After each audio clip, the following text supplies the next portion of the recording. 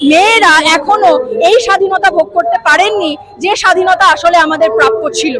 আজও নিরাপত্তার জন্য রাস্তায় নামতে হয়, আজও আরজিকর কাণ্ডের মতন কাণ্ড ঘটলেই একমাত্র সেটা মিডিয়াতে আসে, আজও এফআইআর লেখাতে গেলে থানার দরজা থেকে দোরগোড়া থেকে মানুষকে ভাগিয়ে দেওয়া হয়।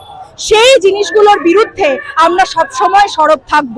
যতদিন না এই পিতৃতান্ত্রিক মানসিকতা নিপাত যাচ্ছে, যতদিন না রুট থেকে সেটাকে উপড়ে ফেলা হচ্ছে, ততদিন আমাদের আন্দোলন চলবে। আমাদের জন্য রাত দখল আন্দোলন সফল, কারণ এই আন্দোলনের পরে আমরা লক্ষ্য করেছি যে মহিলারা ডিসিশন মেকিং প্রসেসে আরো বেশি বেশি করে অংশগ্রহণ করছেন।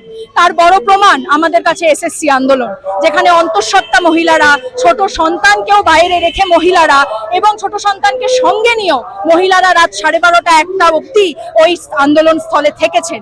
তারা মনে করেছেন যে তাদের বক্তব্য, তাদের ওপিনিয়ন যে কোনো ডিসিশনের ক্ষেত্রে জরুরি। বাংলা হান্টের আরো খবর দেখতে নজর রাখুন। বাংলা খবর মানেই বাংলা হান্ট।